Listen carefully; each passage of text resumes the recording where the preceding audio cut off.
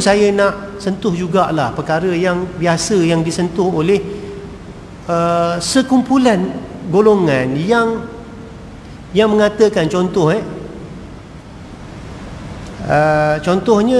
bacaan Yasin. Ini isu hak ni.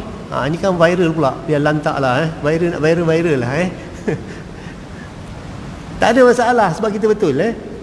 Contohnya bacaan surah Yasin pada malam Jumaat. Katanya apa? Katanya bid'ah, Nabi tak buat. Betul tak tuan-tuan? Saya ni banyak kali dah jumpa orang macam ni. Jarang saya cakap kat masjid. Tapi kali ni nak cakap juga. Sebab apa kita betul? Contoh kita baca Yasin malam Jumaat. Katanya tak ada dalil, tak ada hadis yang kuat yang mengatakan bahawa Nabi melakukan bacaan surah Yasin pada malam Jumaat. Tak ada masalah tuan-tuan dan puan. Perkara kecil je. Kalau saya tanya tuan-tuan dan puan, apa hukum baca Quran tuan-tuan dan puan? Tuan Haji Shah, saya nak tanya Tuan Haji Shah duduk depan sekali ni, sahabat saya ni. Apa hukum baca Al-Quran? Adakah ia wajib? Kita kata dua je, 3 lah atau 4. Wajib ke sunat? Harus? Makruh? Haram? Apa hukum dia? Sunat kan tuan-tuan? Baca Quran. Ada tak siapa-siapa di antara kita ni rasa kalau tak baca Quran berdosa? Tak kan? Baca Quran ni sunat ke wajib?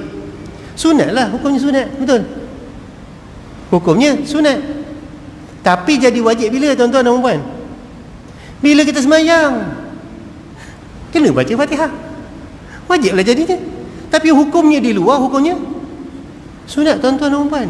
Ni hukum apa tuan-tuan? Hukum bila kita kata hukum itu wajib, sunat, harus, makruh dan haram. Ni hukum ni datang daripada mana tuan-tuan dan puan? Datangnya daripada hukum fiqh. Betul? Betul tak? Betul Macam mana yang jadinya siapa yang membaca Yasin malam Jumaat ini Nabi tak buat, hukumnya bid'ah. Bid'ah ni datang daripada mana?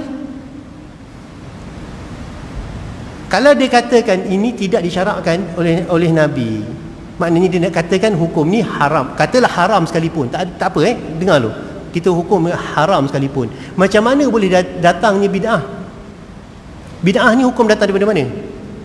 Daripada hukum fiqh ke daripada hukum tauhid? Sebab apa? Kullu bid'atin dhalalah wa kullu dhalalatin finnar. Masuk neraka. Nak menghukum orang masuk neraka ni tuan-tuan dan puan bukan senang. Nak menjatuhkan seseorang itu masuk ke dalam neraka, itu kena merujuk kepada ilmu apa tuan-tuan? Kena merujuk kepada ilmu tauhid.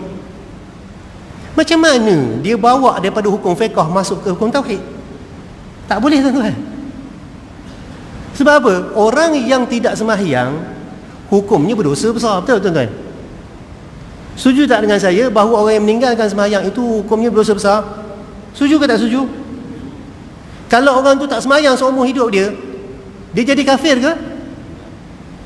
Tapi kalau orang baca Yasin malam Jumaat boleh jatuh kepada saya tak nak cakap. Faham tak maksud saya? Pelik tak? Orang yang meninggalkan sembahyang seumur hidup tak pernah sembahyang sekalipun, boleh tak kita nak jatuhkan dia kepada kafir? Tak boleh tuan-tuan. Tak boleh. Tak ada pun undang-undang macam tu. Sebab apa? Dia terletak di mana tuan-tuan?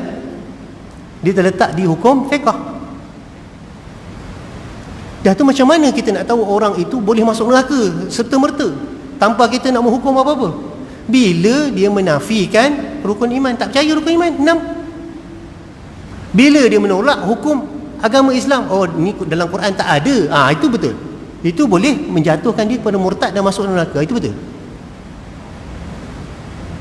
Nampak kan tuan? Sebab tu saya kata, kalau nak cerita benda remeh ni, macam mana orang bawa macam ni, kita dimanipulasikan oleh golongan tertentu.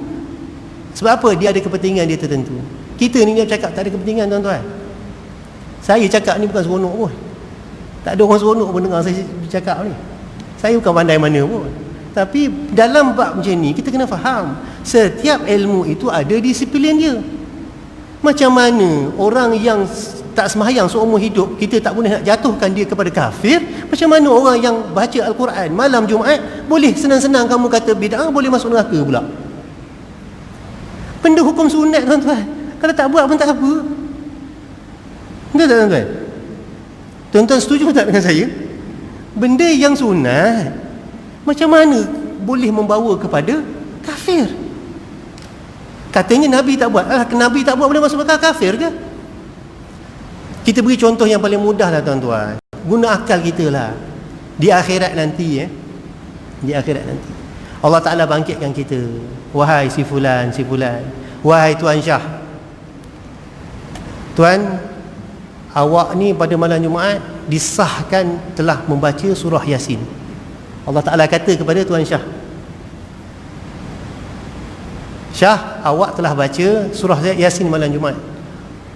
Awak tahu tak bacaan surah Yasin itu Nabi tak buat? Lepas tu Allah Ta'ala kata apa? Kalau Nabi tak buat, Syah, awak masuklah neraka sebab awak baca surah Yasin. Boleh kan? Logik ke? Sebab Tuan Syah baca Yasin malam Jumaat, masuk neraka. Masuk akal ke? Tuan-tuan dan puan, tak masuk akal tuan-tuan. Janganlah nak menggunakan dengan bahasa yang mudah mengelirukan orang.